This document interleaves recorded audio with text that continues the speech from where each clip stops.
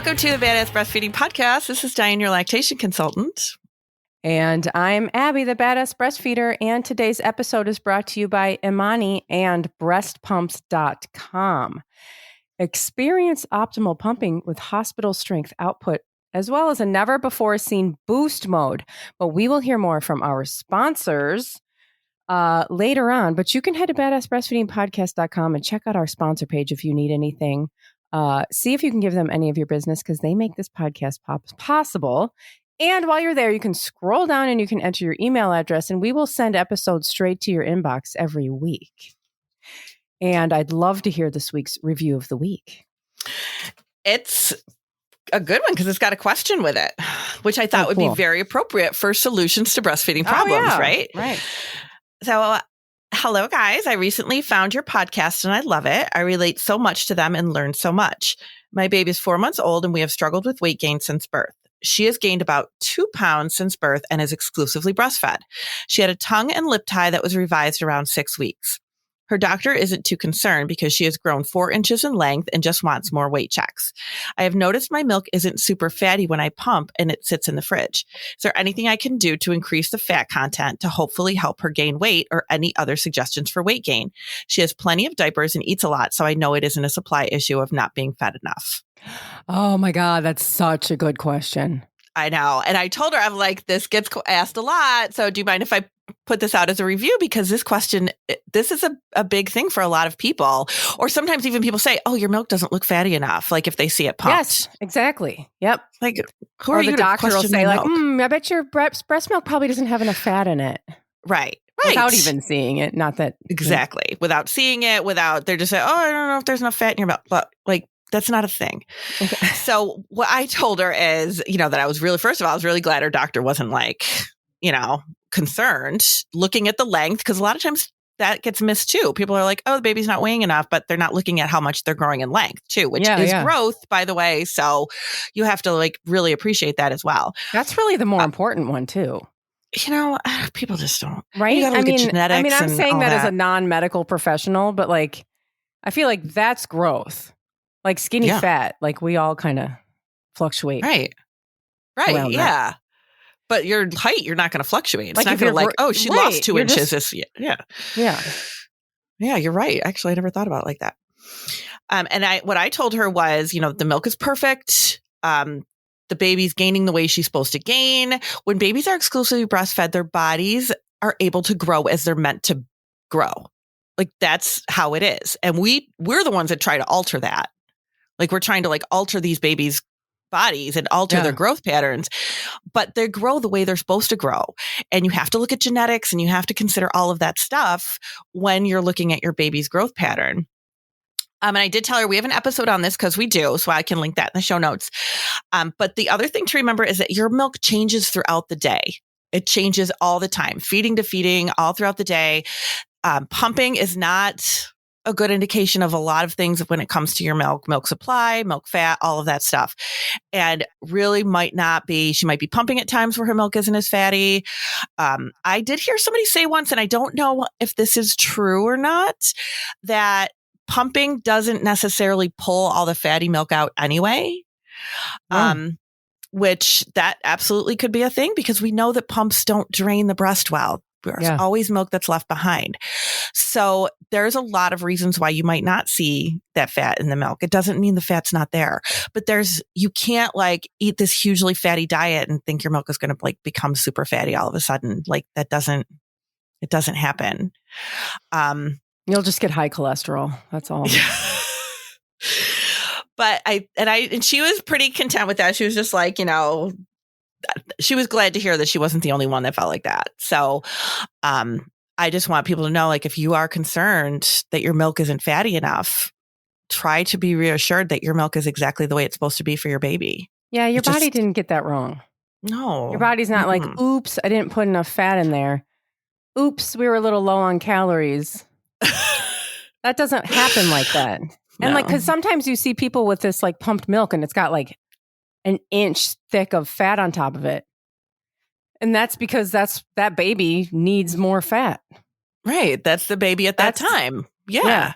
And it changes not just throughout the day, but like over time too.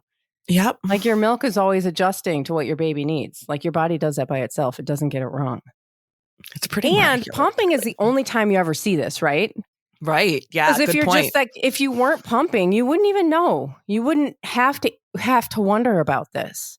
No, you wouldn't even think about it. You wouldn't have any idea how much like milk how much fat would gather on the top of your milk if it sat around. Right. It's not. Yeah. It's just, yeah. And I do wonder if somebody, and I should have asked her this, if somebody kind of planted that seed in her head. Well, I think or if formula she companies looked planted the seed in our society's head. Yeah, it's true. That like, because this is what we're told. Oh, your milk doesn't have enough fat in it after this amount of time, and your breast milk, you need more calories, so you need to supplement with this and that. Like this is totally like what people are told all the time. So ridiculous. It sells product. Mm-hmm. It does. It does, because it feeds off our vulnerability, right? Our insecurities. Yep. Yeah. It's pretty shitty.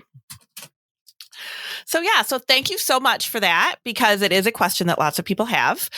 And thank you for sending us a review. And if you can put them on iTunes, that is great for us. It really helps the podcast a lot to like be seen and everything. If you don't have the ability to do that and you still want to share the love, you can always send us an email at badassbreastfeedingpodcast@gmail.com. And we get those too. So thank you so much. We appreciate you. Dianne is a inbox warrior over at badassbreastfeedingpodcast@gmail.com. I think I told somebody the other day, I was like, I need an assistant. I'm sorry. Like, because it took me a few days to get back to her.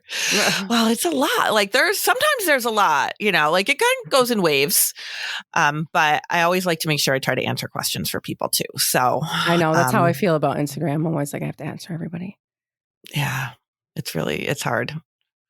Like if I got paid for the stuff I take time doing that I don't get paid for, like I'd be a rich person, I think. I know. But I feel like that. Well, right. Isn't that the whole thing with women's work, right? Yep, absolutely. Even just taking care of children is just free labor. Yeah. Yeah, but we're going to talk about breastfeeding problems and some solutions to those breastfeeding problems, right?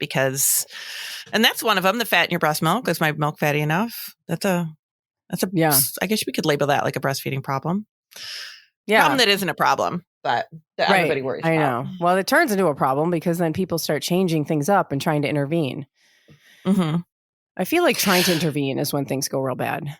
I was just about to say that. And I did say that to a parent not too long ago. I was like, the more we mess with it, the harder it is. It really, that's what I've seen as my, as a lactation consultant for all these years working with all these families. The more you mess with things, the worse it is. You're disrupting the natural process. And what happens when you disrupt the natural process of things? Doesn't go well. We see that in the animal world, in the animal kingdom all the time, right? Like it just doesn't go well when you disrupt the natural process of things. Right. We do this with birth. Birth is, I think, where you really see this because birth is I think is more like high profile. There was like the business of being born, documentary made. And so there's a lot more like, I think birthing interventions get more like radio airtime than breastfeeding ones. But you see this like, with birthing interventions, we see like intervention leads to more intervention. Like, it's not just like, oh, we'll do this little tweak here and then everything's fine. It's usually not like that. It's like, usually if we start messing with it, then we're going to continue to mess with it. Because now we've messed up the flow. Right. Yeah. So you have to like do something to help that. It's like, I am legitimately surprised when someone tells me that they were induced but never had to have Pitocin because things moved along fast enough. Or, like stuff like that. That's where surprising. Yeah. Where it doesn't, you don't fall into that category. But the majority of people, like everything, every action is a reaction. So it's like, and breastfeeding is the same way. And now that we're kind of talking about it and relating it to birth, which is an absolutely great, relatable thing, it really makes you go, okay, so once we start messing with stuff, you have to keep doing stuff to make it to try to fix it, and it's just like becomes this mess. If you just kind of follow the baby's lead from day one, things go a lot smoother. But we are constantly trying to like, this can't be right, so I need to fix it. This can't be right. Or somebody's telling you. And I just had this situation happen with somebody, and this can kind of get us into our first couple of problems, where her pediatrician told her, why don't you pump so we can see how much milk you're making? And this was in like the first week, which caused an oversupply, which caused her to have plugged milk ducts, which caused her to do more feeding because she had plugged milk ducts, which caused more swelling in the breast tissue and more. And then she's like, oh my God, I'm so uncomfortable. I'm so full. The baby can't latch. I don't know what to do. Do I have mastitis? I have more plugs. I feel so lumpy. I feel so engorged. I'm in so much pain. Like, if we just leave it alone and let the baby feed, it's good. We're good. Most of the time we don't need to intervene if we just leave it alone. Sometimes those babies need a little help. But if you're just trying to follow your baby's lead and you're not trying to pump too soon, you're not trying to drain the breast, you're not trying to do all these crazy stuff, like that is where we have problems, And I think a lot of it too, like people, well, first of all, there's so much misinformation and we say that all the time, but it is like, I think a lot of people also don't realize what you're going to feel like when that milk comes in. And when you do have like lactating breasts, people don't realize that they do get lumpy, that they do get full feeling, that, like and people go, oh my God, do I have plugs? Is that a plug? Is that it? Like why do I feel so full all the time? Is that because, baby's not draining me? Now I have to pump? What happened? Like, we just don't know, right? Because our society doesn't talk about the lactating breast and what to expect with that.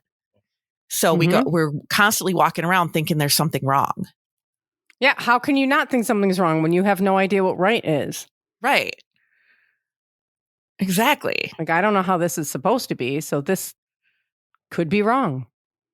And then we have that thinking that, I'm going to slide in here with my mental health, information, which is like, we are wired to think negatively about things. And it sounds weird, because like, have hope and be positive, but humans are wired to think negatively. This is survival. It's like a survival tactic of our brains. So you're going to think something's wrong so that you can, fix it and be on guard and all of that. But, now as kind of modern humans, this gets in the way of our normal functioning at times, especially if we don't know what we're supposed to be doing. Right. Then we're just automatically on guard. And then you get really bad. You try to take it to somebody for help and they give you really bad information. Oh, yeah. It's just like, but there's a reason why it's so hard to be positive, right? Like, it's because like, that's why people have classes and like meditations about it, because it's like, we just aren't, we just aren't positive people to start, like just naturally positive people. It's like, there's always a problem. There's always something wrong. We're just expecting everything to like blow up at any moment. It's just really hard. But so one of the biggest things I think is like the plug ducts. So we'll talk about that before like we get into other stuff, since we just kind of mention it, where people are really terrified of plugged milk ducts, and that they can be painful. People ask like, what do they feel like? How do I know if I have one? What do I do if I get one? And people get crazy. Like they will like do all sorts of crazy stuff to try to get rid of this milk duct, this plugged milk duct. So usually what it feels like, it feels tender. It might feel like almost like a pebble or like a rock. Like you might feel a little hard spot in the breast. It might be a little bit painful. People will be like, I just keep feeding the baby on that side and keep pumping it and try to get out. And I'm massaging. The massaging has to stop, everybody. Oh my God. Really? Well, like people massage till they bruise. Oh yeah, they do. That is not okay. Like if it's very light massage, almost like, lymphatic drainage, like very light massage where you're like how you would touch your baby. That is how it should be. If you are doing like a deep tissue breast massage to try to really work this, what you're doing is you're damaging those milk ducts. You're causing more inflammation, because what it is, inflammation. That's what it is. It's not like you have milk just coagulated and stuck there. It's like inflammation in the milk ducts, just closing up those ducts. So if we have to treat it like inflammation. You have to treat it like you would a swollen ankle or something like that. And you don't like go after a swollen ankle as hard as you would massage, So like that would be kind of painful. And the breast is the same way. So very, ice and ibuprofen. Like that's all you really need. Ice, ibuprofen because it's inflammation, ice because it's inflammation, and Tylenol, whatever, like acetaminophen, whatever you take for pain. That's unbelievable. Because I would have said warm compress and massage. The warm because people ask about the warm compress, but the warm compress is good for if you're about to feed. Because sometimes if you're full like that, the milk doesn't let down. Yes, exactly. Yeah. And hands-on pumping is still okay. And that's massage, but it's not deep massage. Right, yeah. We're trying to avoid that because people will seriously bruise their own skin. People will go at it. Yeah. They're like literally like trying to break it up like it's a kidney stone or something. Exactly. Like, yes. And it's like, jackhammer this. Right. And that's not okay. So you can do the heat before because that helps to kind of open things up. Like, like when you get in the warm shower and your milk just kind of like lets down. It's the same idea. But after the feed, we want ice because that helps with that swelling. Yeah. So it's always like after the feed, we want ice, ibuprofen. Don't feed excessively because what that does is that's going to cause more milk. Remember, like we work on a supply and demand system. So if you are in this like role where you are like, oh my gosh, I have this plug and you're trying to just constantly feed. And if you're not feeding, then you're trying to pump it out. What you're doing is you're causing more milk supply, which is going to give you more plugs. So it's going to just cause more problems. It's like you have to stop all the things. If you feel a plug, just like feed like you normally would, ice, ibuprofen, but people just really panic. And sometimes it's normal, natural physiology too. It's not like, okay, you're just lumpy. Like it's just fullness of the breast. That's all it is. And people go, oh my God, if the baby's not draining me. It's like, because you have too much milk, the baby can't. Yeah. So and then sorry, go ahead. No, I was going to say, and then sometimes people start, pumping to drain them, breast because, the baby didn't take all the milk, so I had to pump it. It's like that causes more problems. You're just leading to more milk, which is going to cause more problems. What about the deal with pointing the baby's chin towards the area where the plug duct is? Yeah, that's not. Have you heard that either? Yes. That's very old information. That's like a myth. We should put that on the myths episode. That is like, that's a myth because we don't know. I feel like where we that could do plug a whole is coming plugged from. Ducts myth. We probably could. We probably could. And there's a new mastitis protocol out now, which is blowing people's minds because it talks about a lot of this stuff and really reverses what everybody thought you should do. As far as like the massaging and stuff like that and the extra pumping and stuff. But people will say that like try to point if you like putting the baby in different positions is fine. But trying to point the baby in the position of where the blockage is, that blockage could be anywhere. Like it doesn't, just because it's say on the top of the left of the breast, it doesn't mean that's where it originated. Like that could be draining anywhere. So you have to really, that doesn't matter. Same with dangle feeding. Like that was actually in the mastitis protocol that there is no evidence behind dangle feeding. And people will do that. And there's, so they said in the mastitis protocol, like that might be actually like not a great position for the baby, but we're doing it because we think it's helpful because people say do it. Right. But there's really no evidence behind that actually working to actually drain better. What about my tit in a teacup?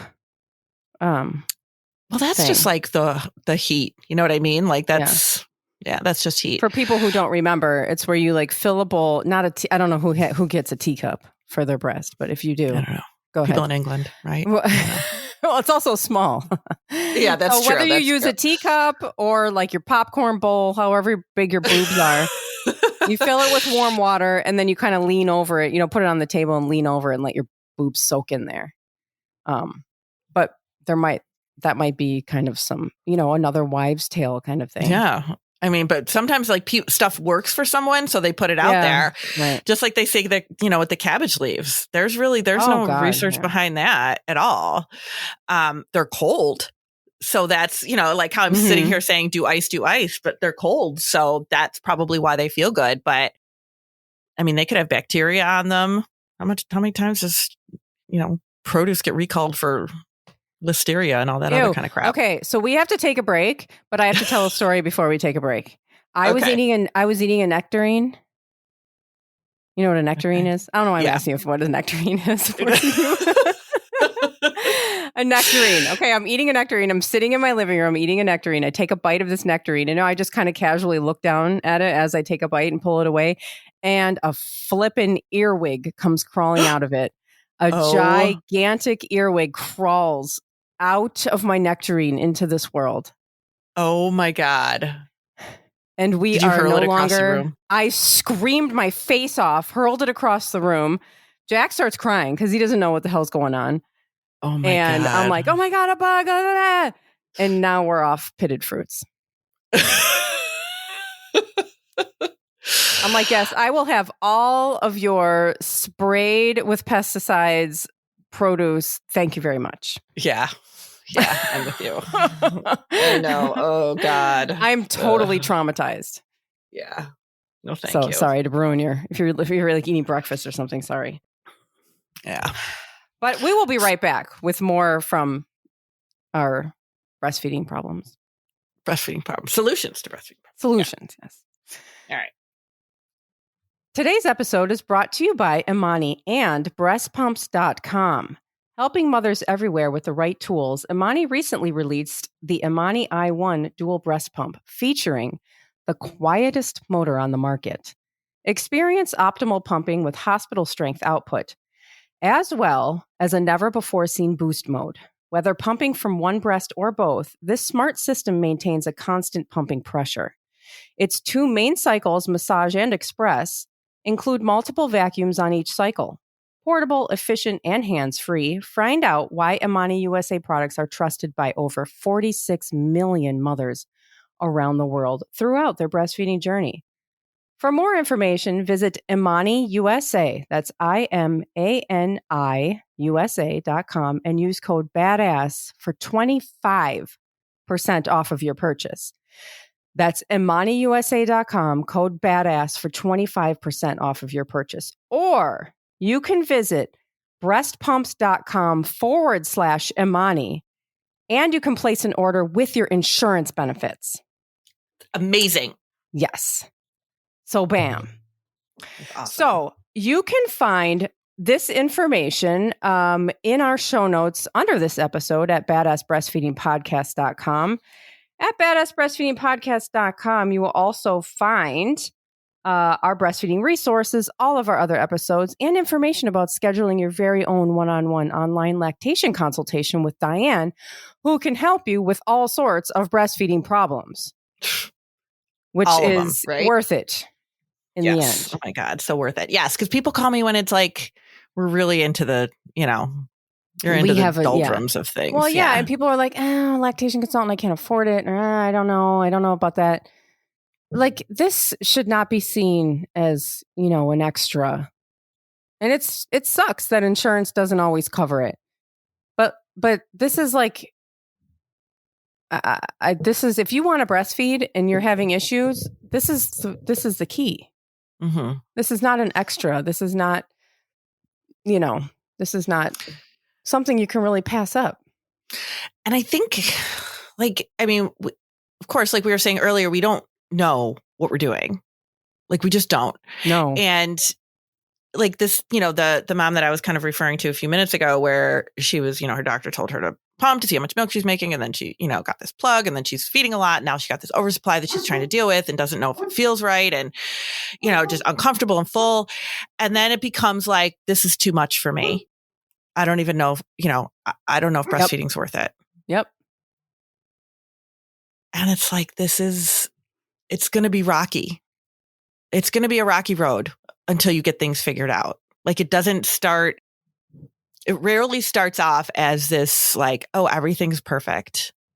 Yeah, because this person just got here. They don't have any idea what they're doing. You don't know what they're doing. You're doing, you're going to need help. And breastfeeding, for people who want to breastfeed, this is the basis of pretty much everything that you're going to be doing. Your whole entire day is going to go surround around this. Your night is going to surround around this. Your choices from everything about, what to do during the day or what to wear or what your plans are long term. This is all going to be surrounded around breastfeeding if this is what you are choosing to do. So this is an important thing. Yeah. We go to the pediatrician. We go every time they tell us to. Well, you need to come back in this time and this time. Oh, okay. We just keep going back.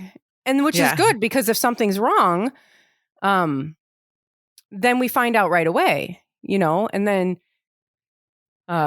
we get, intervention early. But we don't do that with breastfeeding, even though that's probably bigger than anything else that's happening.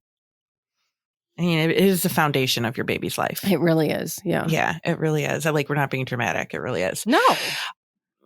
One of the other things is nipple shields, right? People use them a lot to help with problems.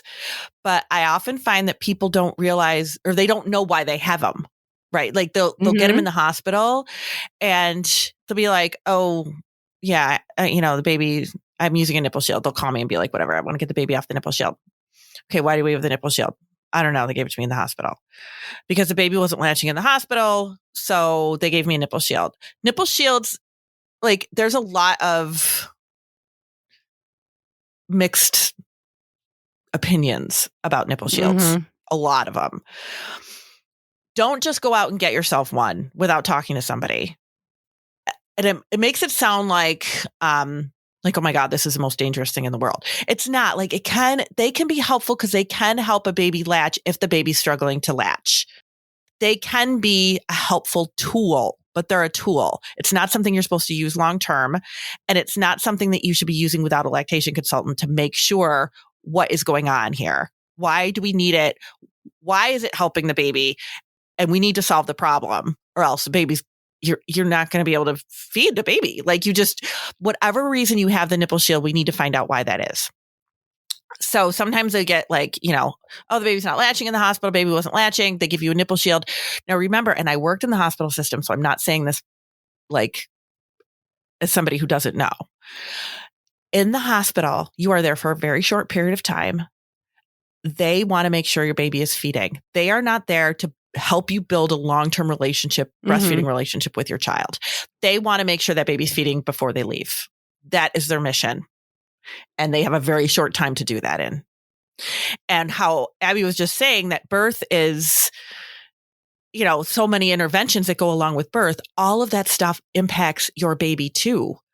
And then your baby goes to breastfeed and they're having a hard time because of a lot of that intervention that happened during birth. And we have episodes on birth interventions and stuff like that too. So we won't get into it too deeply today, but that is one of the reasons why that trickle down effect continues on in the breastfeeding too. So sometimes those shields come out because the baby's struggling to feed. Maybe they're too sleepy from the medications. Maybe you have too much swelling in your breast tissue because of all the fluid they gave you. And it's hard for the baby to latch. There's reasons why they pull those shields out if the baby's not latching. But it shouldn't be something that you need for a long-term period of time. We need to find out what is going on and why we need that nipple shield. But sometimes people are like, I tried to latch the baby without it and they won't latch, or I'm too afraid to try without it. Or if there's a lot of pain, sometimes they'll get them at, nipples will be torn up in the hospital already, which that's a red flag right there. But they'll give them a nipple shield because it helps to kind of work as a barrier. And then they're too afraid to not use it because they don't want to be hurt. It's we got to figure out why you were having so much pain to begin with. It's not just going to fix itself. So you need to work with somebody with this. You need to really be okay, why do we have this nipple shield and why is it helping my baby? And how can I feed without it? Because long-term, it is not a good solution. It really just isn't. We need to fix the problem. It's like constantly putting a Band-Aid on something. It's just not going to, without it healing, it's right. Not a good answer to your problem. And sometimes people just be like, or they hear it on a mom's group or something like that. Oh, just go out and get a nipple shield. And sometimes they can be really helpful to get a baby to latch, but they should not be what you need to get a baby to latch. So if you are using one, then we need to just figure out what's going on there and how to get the baby off that shield. Sometimes it's just positioning. I've seen that a lot. Like a lot of times people will be like, well, I'm trying to get the baby off the nipple shield, but I can't. Like they won't latch without it. I think they're addicted to the nipple. That's what I hear all the time now too. Like the baby's used to it. They're used to the nipple shield. Now they won't feed without it. Yes, they will. If we fix the problem, they will. Right. But a lot of times people, because nipple shields are such a crutch, you can slap that baby on in any position. Like, and we've talked about position, especially with newborns. Newborns need a lot of support and they need a lot of stability because they don't have any head and neck control. So you really do need to make sure that their positioning is good and stable. And if you're not doing that, you're just plopping them on because there's a nipple shield and you can slide them right on with that. And then you take the nipple shield off and you try to do the same thing. You need to change that positioning up. You need to really be conscious that you're giving your baby a lot of good stability and a lot of good head and neck control. And you are watching that positioning. So sometimes that's all the problem is. Sometimes people will be like, oh my God, the baby will never latch without the nipple shield. And we fix the positioning and it's fine. Like we just need to do what the baby needs you to do. That's all. Yeah. I feel like positioning leads to lots of issues. Oh my God, so many issues. So many issues. And people don't really talk too much about positioning, like in the hospital or they don't like, sometimes they'll be like, did anybody see the baby positioned in the hospital? And they'll be like, no, because that does happen. Like there's only so much time. There's only so many lactation consultants and there's so many patients that they might pop in when the baby's not feeding. They might not know, nobody maybe ever saw it, or you have a nurse helping you that doesn't really know, wasn't really formally trained either. Mm-hmm. And you don't really get any good information. Nope. About positioning. Sometimes people are like, can you help me with positions? Because they showed me one in the hospital and I don't know how to do anything else. Because you kind of stick with that one thing, right? Like, So it's positioning is huge. Like sometimes all we need to do is tweak positioning and all the problems are over. And people don't realize it's that simple. But it really can be. So if you are using a nipple shield, that is something that we need to figure out why and stop using it pretty quickly. Don't just run out and grab one and like use it for your entire breastfeeding relationship. And I've known people that have done that. And I think that's like a really difficult way to get through. But we got to figure out why, we got to figure out what's going on there. Is there a pain in the butt, really? Like, yeah, you lose them. I know, because that's what people always end up wanting to get off it. Yeah. People aren't usually like, oh, I love this. Usually like, how do I stop using this? Right. What do I do? Which was like, yeah. So, and I imagine, yeah. I mean, there's so many problems. But so when you worked in the hospital, when you were seeing babies that were just born, what was like the number one problem you would see people having? Probably latch and pain were the two biggest things. Like babies being able to even latch. And that could be because they're so sleepy from meds. They're so like, they're uncoordinated. We know epidurals can make, I'm not saying they do. Epidurals can make babies a little bit uncoordinated. So sometimes babies are like, what the heck are we doing here? I have no idea what's going on. And which they usually are anyway, but that'll make it worse. So sometimes we have these babies that just aren't latching well at all. They go on, they don't know what to do. They pull off, they're crying, they're, fussy. We don't know what the baby, we don't understand them. They're not going on. So they must be starving to death and they're not getting any milk. Like everything just like goes off the rails because nobody knows what's going on. Yeah. Well, that's what we were talking before about how birthing interventions lead to more interventions, but also birthing is not separate from breastfeeding. So like these birthing interventions, like they extend into breastfeeding. Yeah. And sometimes it's unavoidable. You just have to know what to expect. Right. And that's really what it comes down to. It's like, okay, it's unavoidable, but if you're expecting it and you know what to expect from it, then you can prepare. Yeah. And you can know, oh, okay, this is the problem, whatever. But people don't connect the two. Like people just really don't connect that those two things are related to each other. Right. They think, well, why would the birth impact the baby at all? It's like, oh my God, everything about the birth impacts the baby. So the baby just can't complain about it like we can. I know. it's not an easy road for anybody. So, babies are traumatized too.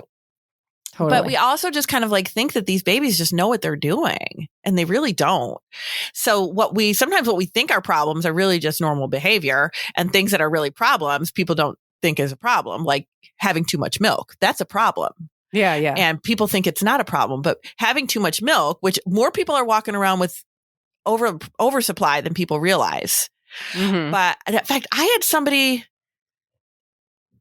text me the other day and said that, I'm still not getting much milk when I pump. And I was like, okay, because her doctor's office told her that it wasn't enough, and it was like 3 ounces. Oh my God. And they said that's not enough. What? And I was like, what? You're not going to pump more than that unless you have an oversupply. Right. I was like, and no, depending how often she's pumping, that could be an oversupply. Right. And I was like, and she's like, oh, they said it wasn't. I'm like, no, that's not true. So we don't know, like you said, you don't know what's normal. People don't know what's normal. Yep. So they look at something and they think it's not normal. So then they cause more problems for themselves, trying to fix what they don't know is just totally normal. Yeah. And this is the land of excess, right? Like our Slurpees are like, what, 52 ounces? Like just because that's the size of Diet Coke that you drink doesn't mean that that's how much milk your baby's supposed to be having. Right. And it really was interesting. I'll try to link this mastitis protocol in the show notes, because it really is interesting. They talk about the plug ducts and, treatment and all that stuff.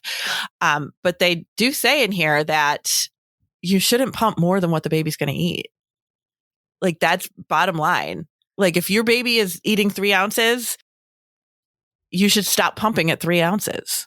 Like you should not be triggering more of a supply than you need to be. That is really interesting. Isn't that interesting? Yeah. And where people are like, they just pump. And the other thing that people don't realize too is how much damage pumps really do. Because they really do. They really skew a lot of things and they throw things off, and it's damaging. People pump for like long periods of time. That could be really damaging to the nipple, damaging to the breast tissue. They're putting it on super high. They're strangling it with shields and flanges that don't fit. Like there is just so much focus on pumping, and it can be really a huge part of the problem. Yeah. I think we know think that you have to. Yeah. I mean, we think of low milk as being a problem, but we just think like, oh, we should just pump as much as you can. Just, there's no such thing as too much breast milk, because we just think of low as being so bad. Right. So it's like, well, just pump as much as you can. That's not a problem. But it is. It can be for some people. It really can be. And I definitely meet people who have a lot of milk who don't have any problems with it. They're not uncomfortable. They're not leaking all over the time. They're not getting plugged milk ducts. They're not getting mastitis. So they're comfortable. It's like, okay, then let's not fix what's not broken. Let's leave it alone and let it go. But if you are coming to me, and telling me how uncomfortable you are, how full you are, and how plugged you are, but you're, pumping, you're feeding and pumping and feeding and pumping, like that is a problem that we need to break the cycle of, because your body shouldn't be doing that. Like you shouldn't be making huge amounts of milk for a baby that's not going to drink that much milk. And we shouldn't expect your baby to drink all that milk and you shouldn't, but like you said, like we live in this world of excess where people want tons of milk in the freezer and they want tons of milk for the baby. And if they don't have it, they become very anxious because they just want to have all this milk. And a lot of it does come out of anxiety. Like a lot of these problems do really come out of anxiety. And we all know that that's a real thing and a real issue in our society now. Yeah. Okay. I have another question. So then you were working in the peds office. Mm-hmm. With babies that were like days to months old, whatever. Yeah. What was the biggest problem you would see then with those babies? I feel like the biggest problem I saw with them was not knowing normal infant behavior and not knowing what to expect. Yeah. I think that was probably the biggest thing with people that be like, my baby's not sleeping. My baby doesn't want to be put down. My baby wants to feed all the time. Are they starving? I don't think I have enough milk because the baby's fussy. I don't think I have enough, I think my milk is bad because the baby's fussy, like stuff like that. Once we got past like, okay, your baby's, latching and feeding and you're not having any pain, then it was a lot of, but it was always that. like those problems still were there of like, is a baby latch right? I'm having breast pain or I'm nipple pain or whatever. But then we always still on top of that had all those other, what is wrong with the baby? There's something wrong with the baby. Mm-hmm. I can so relate to that. Yeah. That's probably the biggest thing. And it's, always thought something was wrong. A lot of times not breastfeeding related at all. Yeah. I said because somebody the other day. And we were just talking about not understanding breastfeeding, but we don't understand babies at all. No, we don't. They're just weird little things and we don't know what they're supposed to be doing. So everything just seems wrong. They're not doing what we're doing. So it's, they're not sleeping when we're sleeping and they're not eating when we're eating. They're, they're doing something wrong. Yeah. And they're making all these weird noises and they seem really uncomfortable all the time. Yeah. And they cry and we don't know why. We're happy. They're not happy. Why?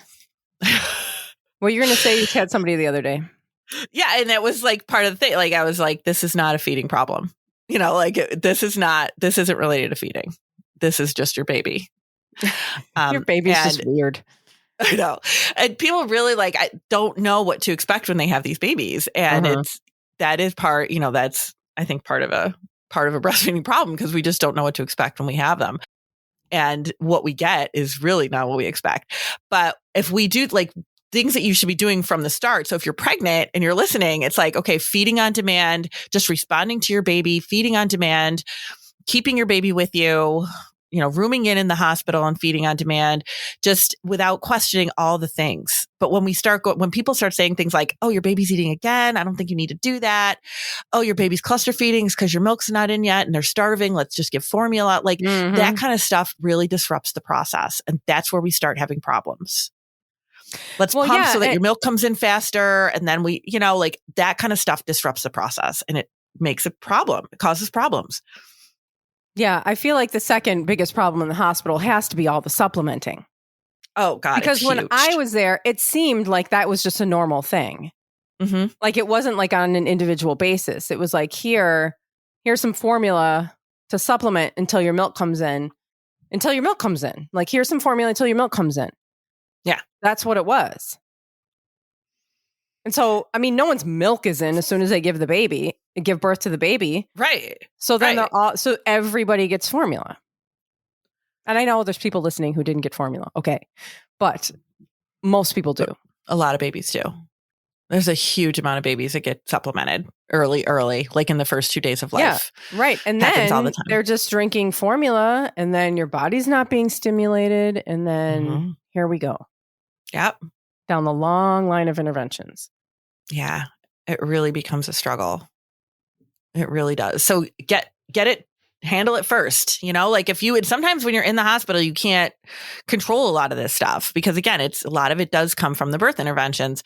So if you come out of the hospital with a nipple shield, pumping, with a baby that's not latching well, definitely reach out to a lactation consultant and get the help early because you turn it around. And it can be. Sometimes people will be like 3 weeks and people are like, oh my God, is it too late? I'm like, no. Baby's oh my God, I was old. months into supplementing when we finally turned it around. Yeah. Months. You can turn it around. Mm-hmm. It didn't happen really until I called a lactation consultant. Right. Because I didn't know what to do. But she knew it right away. She was like, oh yeah, I know it. Yeah, it's okay. Well, happens all the time and we'll figure it out. Yeah. And same thing with Exley. Even when I had my second, he, because your second is like your first. Yeah. Every child you have is like your first. Yep. And, then I reached out a little earlier because I knew where to go, but that was kind of cheating because I was the badass breastfeeder. So I had lactation consultants galore at my fingertips. But, even if I hadn't, just calling one to be like, this is what's going on. Yeah. And sometimes it's just a phone call. Like it literally is. Sometimes just one consult. It usually is one consultation, wouldn't you say? Yeah. And people ask that. They'll be like, how many visits? Because, they're trying to think about the money thing and all that stuff. And I'm like, usually one, unless it's really a big problem. Then maybe two, but usually one. And then if you have questions, I'll answer your questions. Yeah. If people text me for questions or whatever. If it's something that I think I need to see you for, I'll tell you. But I'm not trying to scam people out of money. I mean, I'd be rich and I'm not. Wouldn't have to be doing this. I know, right? Just kidding. We make so much money doing this too. I know, right? No, we do love it. We're raking in the dough. I know. I laugh every day when I drive to the bank to deposit all my cash. I know. I know it, right? It's, yeah. Oh, man. It's not, yeah. So we covered a few problems. Hope it was helpful. But yeah, there's always stuff that comes up. So maybe we'll do more of these episodes too. Because this is good. Problems. Yeah. Because we can break down the problems and problem and solution. Sounds good. All right. Thanks for listening. Thank you. Bye. Bye.